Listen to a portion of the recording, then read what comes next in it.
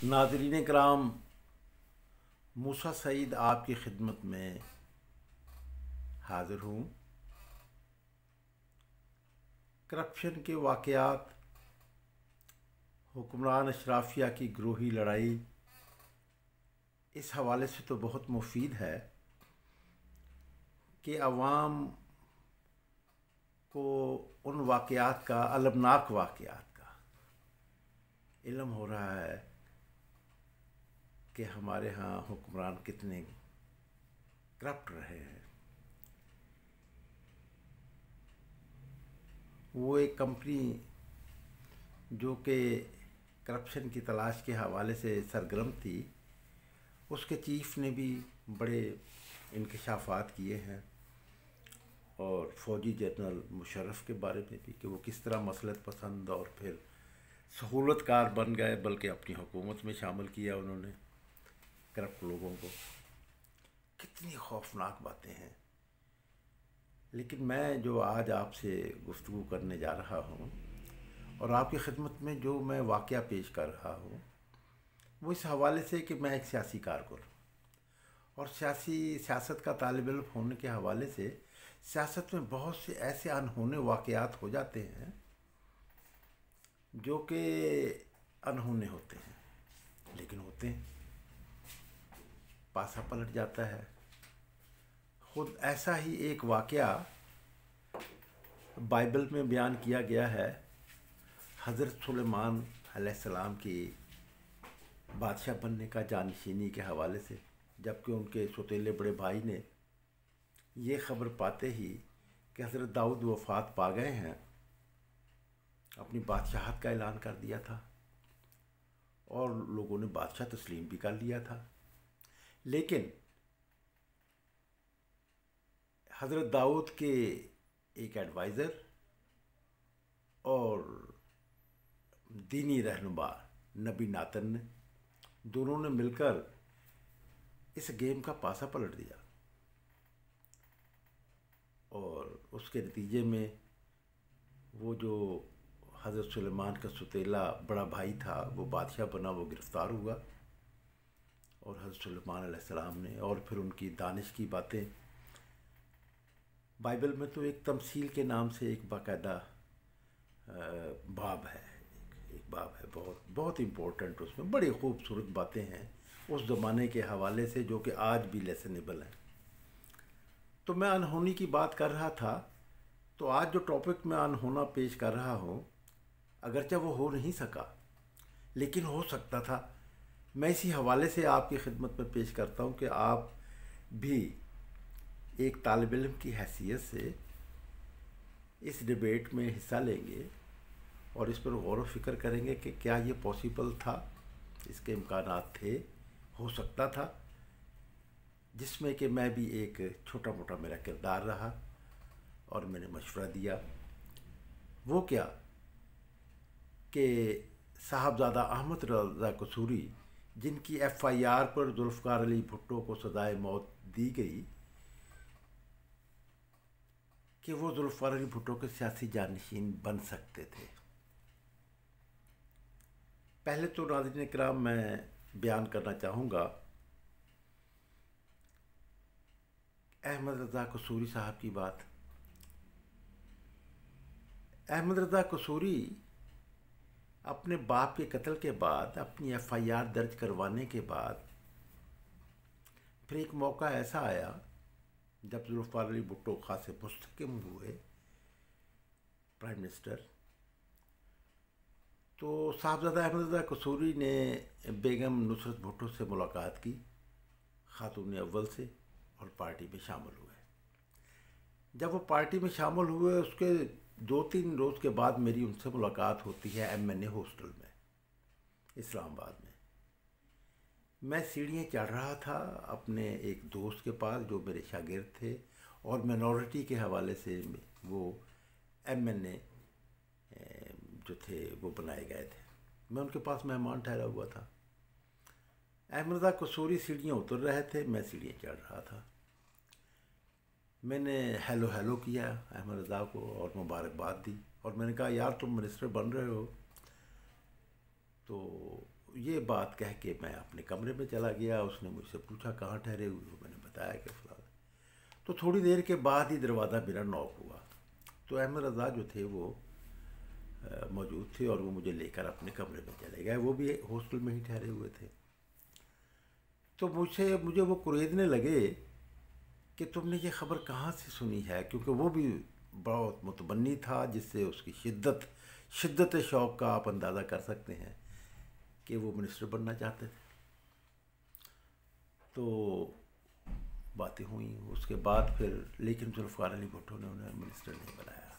جبکہ میں ایکسپیکٹ کر رہا تھا کہ ہر حوالے سے احمد رضا قصوری کوالیفائی کرتے تھے. ان سے بہت جونیئر لوگ جو تھے وہ بھٹو صاحب نے منسٹر بنائے تھے. اگر اسے بھی بنا دیتے تو کیا معاملہ ہونا تھا، لیکن بھٹو صاحب نے نہیں بنایا. اس کے بعد پھر 70 کے جو الیکشن ہوئے تو بھٹو صاحب اتنے اپنے آپ کو مضبوط سمجھتے تھے کہ انہوں نے احمد رضا قصوری نے ٹکٹ اپلائی کیا 1977 کے الیکشن کا، جو کہ اسمبلی نہیں چل سکتی تھی. تو بھٹو صاحب نے انہیں ٹکٹ بھی نہیں دیا. پی این اے کی موومنٹ چلی، بھٹو صاحب کا تخت الٹ دیا گیا. یہ میں بعد میں پھر ایک موقع پر بھی بتاؤں گا کہ شاید ذوالفقار علی بھٹو اس سے بچ جاتے، لیکن انہوں نے جو اپنی قوت کا مظاہرہ کیا اور لوگوں نے جس محبت کا اظہار کیا، وہ پھر وجہ بنی بھٹو صاحب کو ایلیمینیٹ کرنے کی. سامراجی قوتیں اور یہاں کی اس وقت کے اقتدار میں لائی گئی فوجی رجیم، ضیاء الحق کی کپتانی میں، چیف مارشل ایڈمنسٹریٹر کی اس میں. تو انہوں نے پھر اب فیصلہ کیا کہ سامراج نے اور انہوں نے دونوں، وہ کیونکہ اعلی کار تھے تو، لیکن وہ بھی یہ سمجھتے تھے عدم تحفظ کا شکار تھے. تو اس بے یقینی کو سامراجی قوتوں نے اور بھٹو مخالف قوتوں نے بہت استعمال کیا. چنانچہ انہیں کسی کیس کی ضرورت تھی، اور وہ کیس جو تھا وہ احمد رضا قصوری کے والد نواب احمد خان کے مرڈر کیس کا، جس کے کہ ایف آئی آر کے جو درج کروانے والے تھے، مدعی جو تھے وہ احمد رضا قصوری تھے. چنانچہ اس قتل کیس میں ان کو ٹرائل کیا جا رہا تھا. شروع میں دیکھیں بات یہ ہوئی کہ ذوالفقار علی بھٹو نے پاور میں آنے کے بعد بہت اچھی کوششیں کی ملک کو انڈیپینڈنٹ بنانے کی، لیکن لیفٹ کو انہوں نے اکاموڈیٹ نہیں کیا. ان کو کوئی، حالانکہ لیفٹ ہی تھا جس نے کہ بحران زدہ پاکستان کو نکالا. میں اس کی مثال دوں گا جے رحیم صاحب کی، میں مثال دوں گا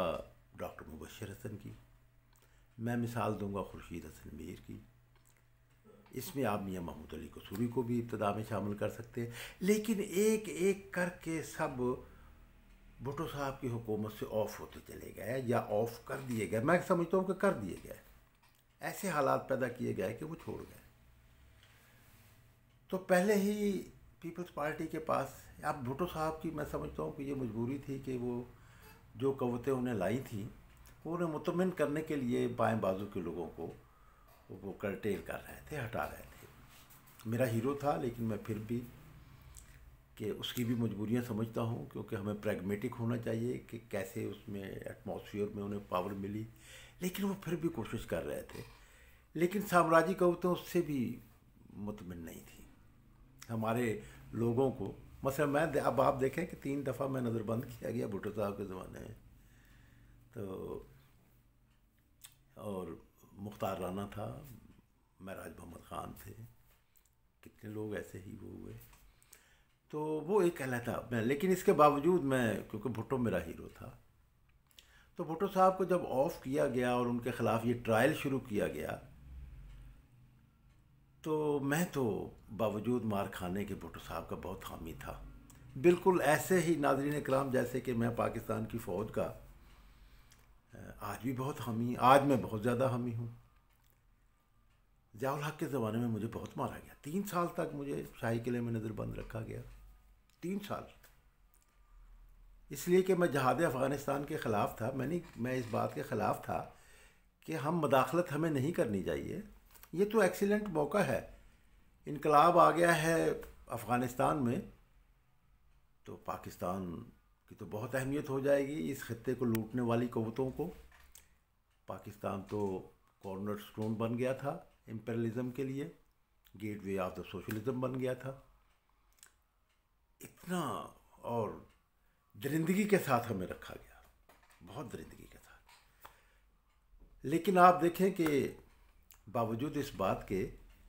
میں یہ سمجھتا ہوں کہ ہمارا تحفظ تو اسی میں ہے کہ ہمارا فوجی انسٹیٹیوشن، اگرچہ وہ سامراج کے ہاتھوں، اس کے لیڈر، یہ تو اس کے رہنماؤں کی بات تھی نا، اس کے جو اس وقت کے لیڈرز جو تھے، جس کے بارے میں ہمارے آرمی چیف نے کو بھی کہنا پڑا کہ جو 40 سال پہلے بویا تھا ہم آج کاٹ رہے ہیں، تو وہ تو ان لیڈروں نے مس یوز کیا، سامراج کے ہاتھوں استعمال ہوئے اور بہت بری طرح استعمال ہوئے، کہ آج یہ جو عالم اسلام کی بربادی نظر آ رہی ہے یہ ضیاء الحق کے اس دور کا بویا ہوا ہے۔ اور آج جو پاکستان بھی جس بربادی سے گزر رہا ہے، آپ دیکھیں کہ یہ جو واقعات ہیں آپ کے، یہ کوئٹہ کے واقعات، تو یہ ہزارہ قبیلے کے، یہ جو فرقہ پرستی اور یہ سب کچھ ہوا، یہ اس سے پہلے آپ کو نہیں ملتے یہ واقعات پاکستان میں۔ یہ ضیاء الحق کے جہاد کے بعد کے واقعات ہیں، جو بویا ہوا ہم کاٹ رہے ہیں، ہمارے آرمی چیف نے بھی اس کو تسلیم کیا۔ تو اس حوالے سے میں ایک بہت روشنی پیدا ہوتی ہے کہ آج، اور میں چاہتا بھی ہوں، میری خواہش بھی ہے کہ ہماری فوج جو ہے وہ، جیسے کہ شیخ رشید وفاقی وزیر نے کہا کہ وہ فوج نہیں ہے، یعنی وہ ضیاء الحق کی، جس کے زمانے میں وہ خود بہت اہم تھا اور ضیاء الحق کے ساتھ تھا، وہ آج یہ کہہ رہا ہے، یہ تو ایک ستم ظریفی ہے نا کہ آج وہی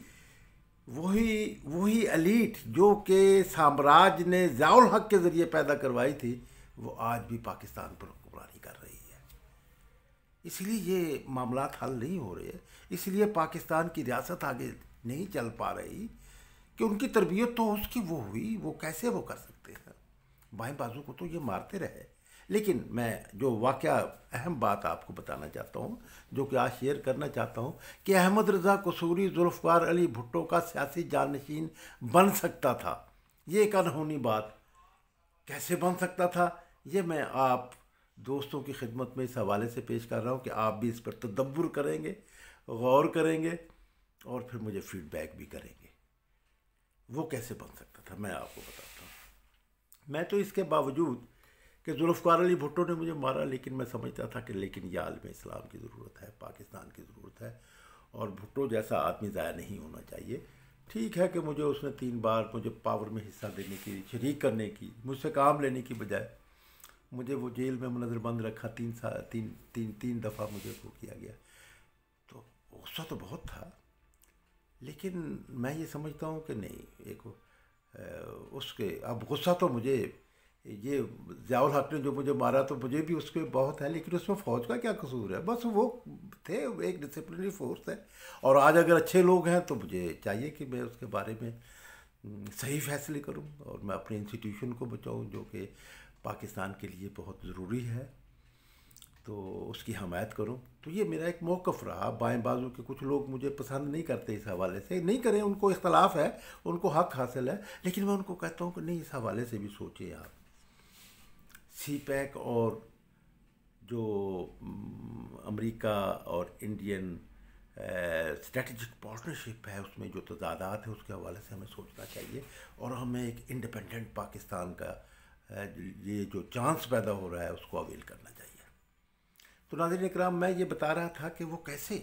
آپ حیران ہوں گے، تاج محمد لنگا ہمارے دوست تھے، بیرسٹر تاج محمد لنگا، یہ جنہوں نے بعد میں پھر پاکستان سرائکی پارٹی بنائی اور بابا سرائکی کہلائے، بہت بڑے آدمی، اور سینٹرل کمیٹی کے رکن، اور وہ میرے لیے بہت ذوالفقار علی بھٹو سے لڑتے بھی رہے، انہوں نے بہت کوشش کی بتانے کی، لیکن وہ خود انہیں بہت نظر انداز کیا گیا، ان سے بہت جونیئر موسٹ لوگوں کو بڑے بڑے ذمہ داریاں دی گئیں، عہدے دیے گئے، لیکن تاج محمد لنگا صاحب کو اگنور کیا گیا، جبکہ تاج محمد لنگا جو ہے وہ بہت ڈلیور کر سکتے تھے ذوالفقار علی بھٹو کی حکومت، لیکن بھٹو صاحب نے وہ ایک ایک کر کے سارے بائیں بازو کے لوگ جو تھے وہ نکلتے چلے گئے، تو یہ لوگ ناراض تھے، اور آخری دنوں میں تاج محمد لنگا اور خورشید حسن میر، انہوں نے ذوالفقار علی بھٹو نے جب الیکشن کا اعلان کیا تو انہوں نے پھر ایک پارٹی بنائی۔ میں تو پہلے ہی پارٹی سے آف کیا گیا تھا، تو مجھے بھی ایک ذمہ داری انہوں نے دے دی۔ وہ پارٹی تھی پاکستان عوامی جمہوری پارٹی، جس کے خورشید حسن میر سیکریٹری جنرل تھے اور تاج محمد لنگا ڈپٹی سیکریٹری جنرل تھے، تو اس میں صدر کا عہدہ نہیں رکھا گیا تھا، یہ ایک نئے پیٹرن کی پارٹی بنائی گئی تھی۔ تو ناظرین کرام، تاج صاحب تو بہت ناراض تھے وہ بھٹو صاحب کے، لیکن پھر ایک موقع ایسا آیا کچھ مہینوں کے بعد کہ تاج صاحب کو بھی احساس ہوا کہ نہیں یار، بھٹو کو بچانا چاہیے، بھٹو جو ہے وہ پاکستان کے لیے بہت ضروری ہے اور ہم بائیں بازو والوں کے لیے بھی بہت ضروری ہے۔ میں لاہور گیا ہوا تھا تو تاج محمد لنگا صاحب نے مجھے ساتھ لیا، اور مرتضیٰ بھٹو، مرتضیٰ بھٹو نے مرتضیٰ کھر، مصطفیٰ بھٹو کے بھائی، جو بعد میں ضیاء الحق کے دور میں ہی جو ایم این اے بنے نان پارٹی الیکشن میں، تو وہ اور زمان جعفری، یہ بھی پاکستان پیپلز پارٹی، پاکستان عوامی جمہوری پارٹی کے عہدیدار تھے۔ تو ہم چاروں جو تھے، تاج صاحب نے گاڑی ڈرائیو کی اور ہم ریزیڈنس پہ پہنچ گئے احمد رضا قصوری صاحب کی۔ تو احمد رضا قصوری صاحب اپنے گھر سے باہر اپنے ماموں میجر جنرل ریٹائرڈ شیر علی خان کو سی آف کرنے آئے ہوئے تھے۔ تو وہ ان کا بھی بڑا کردار ہے بھٹو کو ہینگ کروانے میں، وہ فکر مودودی کے آدمی تھے، فکر مودودی سے بہت وابستہ تھے، اور جماعت اسلامی بہت ایکٹیو تھی ذوالفقار علی بھٹو کو پھانسی لگوانے میں، اور سامراجی طاقت، ضیاء الحق، جماعت اسلامی اور دائیں بازو کی تمام ہی پارٹیاں یکسو تھی کہ ذوالفقار علی بھٹو کو مار دینا چاہیے، مروا دینا چاہیے۔ تو اس حوالے سے وہ، کیونکہ ایف آئی آر کا احمد رضا قصوری جو تھے وہ مدعی تھے جس پر بھٹو کو ٹرائل کیا جا رہا تھا، تو وہ سی آف کرنے آئے، تو سی آف کے بعد وہ ہم چلے گئے اندر، بیٹھ گئے، بات شروع ہوئی، تو یہ کہا گیا کہ احمد رضا، حالات کو دیکھو، بھٹو کی حیثیت کو دیکھو۔ مجھے بھی بات کرنے کا بطور سپوکس مین موقع مل گیا، تو میں نے احمد رضا سے کہا، احمد رضا آج حیات ہیں، میں ان کی میموری کو جگانا چاہوں گا کہ اگر وہ چاہیں تو اس کی وضاحت بھی کریں۔ تو میں نے احمد رضا سے کہا، میں نے کہا احمد رضا دیکھو، تم ذوالفقار علی بھٹو کے جانشین بن سکتے ہو، سیاسی جانشین، اگر تم ہائی کورٹ میں یہ بیان دے دو ٹرائل کے دوران، اور بھلے اس کو برملا بھی کہہ دو کہ ذوالفقار علی بھٹو پاکستان کے عوام کی ضرورت ہے، میرے والد کا وہ قاتل نہیں ہے، اور اگر ہے بھی تو پاکستان کے عوام کے لیے، پاکستان کے محنت کشوں کے لیے، عالم اسلام کے لیے، کیونکہ ذوالفقار علی بھٹو عالم اسلام کو سامراجی چنگل سے نکالنا چاہتا تھا۔ تو آپ کہیں کہ ہم یہ، اور پھر کیونکہ یہ اسلامائزیشن کا بڑا نام لے رہے ہیں، تو یہ مجبور ہو جائیں گے فوجی جو ہے، یہ اس کو ضیاء الحق جو ہے، وہ پھر ضیاء الحق اور اس کی ٹیم جو ہے، یہ اس کو ذوالفقار علی بھٹو کو وہ نہیں کر سکیں گے۔ اور اگر یہ پھر بھی کسی اور کیس میں ذوالفقار علی بھٹو کو وہ لٹکانے کی کوشش کرتے ہیں، تو میں نے کہا پھر بھٹو کی رہائی کی تم موومنٹ چلانا، اگر پھر بھی وہ بھٹو کو مارنے میں کامیاب ہو جاتے ہیں تو پھر بھٹو کے سیاسی جانشین تم بنو گے، اور پھر میں نے یہ بھی کہا، ہم نے یہ سب ہماری چاروں کی یہ رائے تھی، لیکن کہنے کا موقع مجھے مل رہا تھا، تو میں نے یہ کہا کہ احمد رضا، اس سے سندھی لوگ پنجاب کے قریب آ جائیں گے، جو مغایرت پیدا ہوگی ذوالفقار علی بھٹو کو مارنے سے سندھیوں میں، وہ معدوم ہو جائے گی اور تم ہیرو بن جاؤ گے۔ اور اگر ذوالفقار علی بھٹو بچ گیا، دوبارہ پاور میں آ گیا، تو تمہیں وہ نظر انداز نہیں کر سکے گا، تمہیں وہ حصہ دے گا۔ اور اگر اسے مار دیا گیا تو پھر ہیرو تم ہو گے، بھٹو کے سیاسی جانشین ہو گئے۔ اس پر احمد رضا کا اب جواب آپ سنیں گے۔ اس نے کہا جی میں تیار ہوں، میں یہ کرنے کے لیے تیار ہوں کہ ذوالفقار علی بھٹو جو ہے یہ میرے والد کا قاتل نہیں، اور اگر ہے بھی تو میں عالم اسلام اور پاکستان کے لیے ہم اس کو معاف کرتے ہیں، لیکن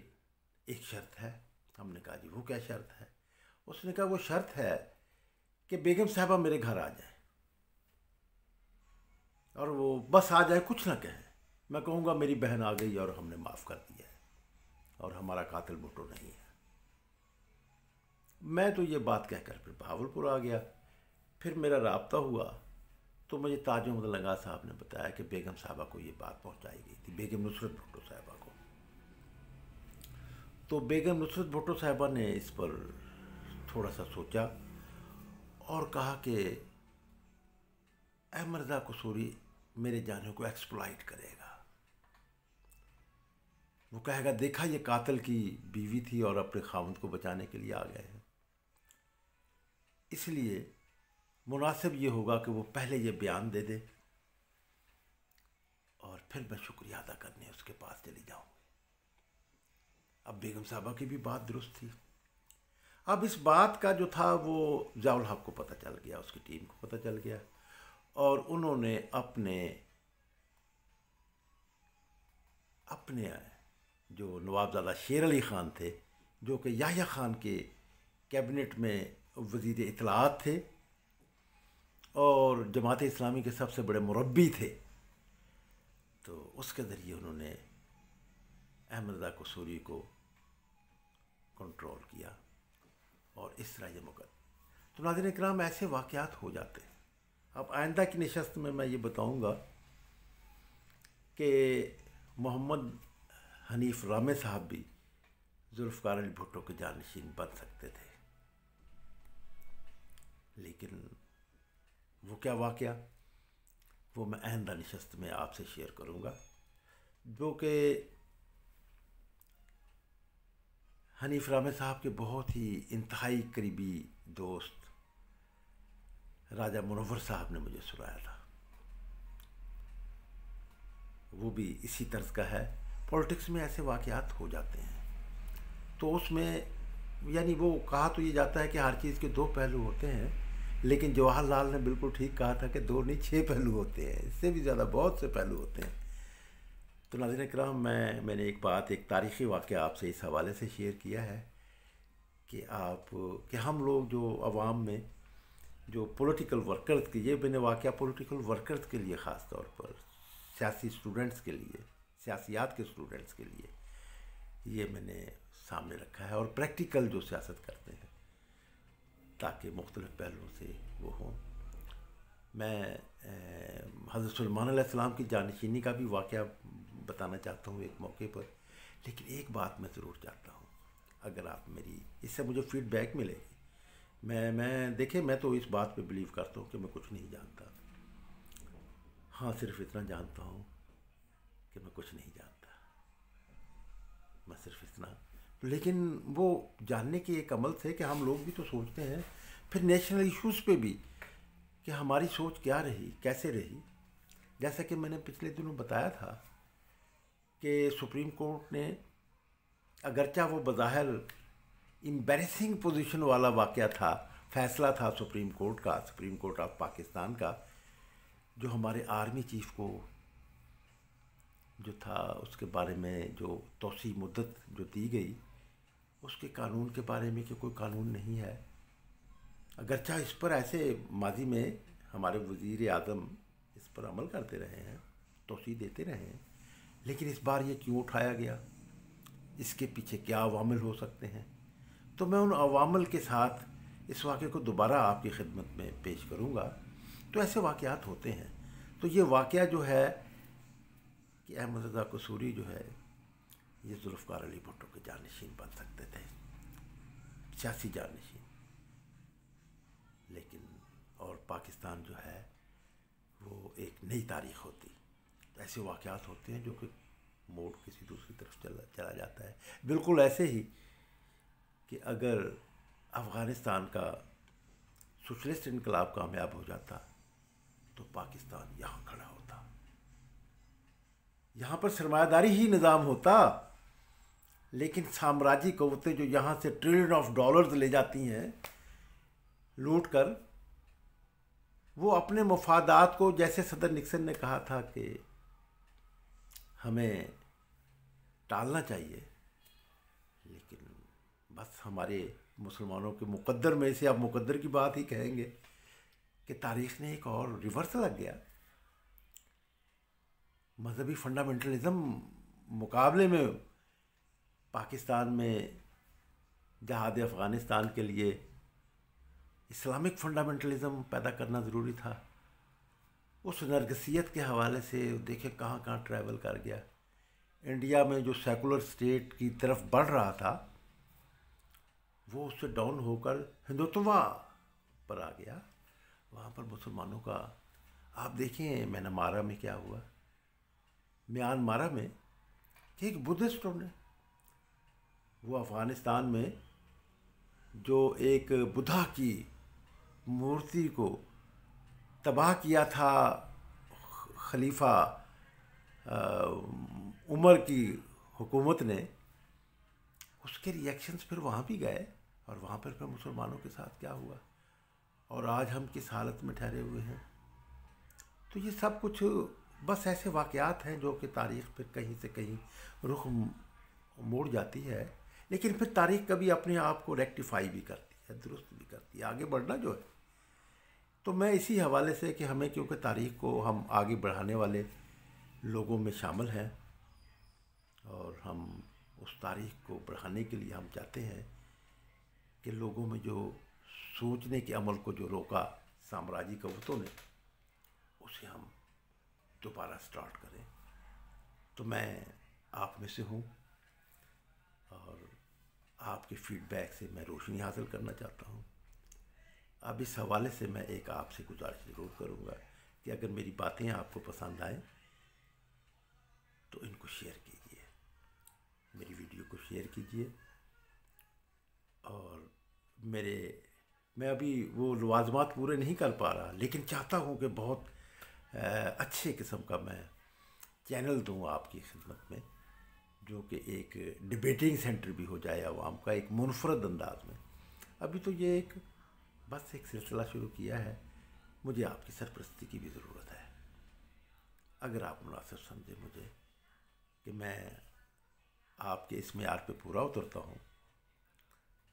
تو پھر مجھے شیئر بھی کیجیے، مجھے سبسکرائب بھی کیجیے، اور دوستوں سے بھی کہیے، اور مجھے فیڈ بیک بھی کیجیے، اس لیے کہ میں آپ کی فیڈ بیکنگ سے مجھ میں کلیئرٹی آئے گی، سوچنے کے نئے زاویے، نئے انداز پیدا ہوں گے، اور ہم ایک فیملی کی صورت میں آگے بڑھیں گے۔ اس لیے کہ پاکستان کو ایک بہت خوبصورت کیڈر دینے کی تمنا ہے، ایسا پولیٹیکل کیڈر دینے کی تمنا ہے جو کہ پاکستان کے عوام کو لیڈ کر سکے، پروٹیکٹ کر سکے، سپروائز کر سکے، کوآرڈینیٹ کر سکے تمام اداروں کو۔ اس کے لیے ایک پولیٹیکل کیڈر کی ضرورت ہے۔ ہمارے یہاں پولیٹیکل پارٹیز نہیں ہیں، ہمارے کلبس ہیں، ان کلبس کی جگہ ریئل پارٹی آنی چاہیے، اور عوام کو جو ہے وہ احساس کمتری کا شکار بنایا گیا ہے۔ ہم عوام کو، لوگوں کو خود اعتمادی دینا چاہتے ہیں، اور خود اعتمادی سوچ کے ایک عمل سے شروع ہوگی، اور اس کے لیے ہمیں جدوجہد کرنی چاہیے۔ میں آپ لوگوں کا شکر گزار ہوں، امید ہے میری باتیں آپ کو پسند آئی ہوگی. شکر گزار ہوا.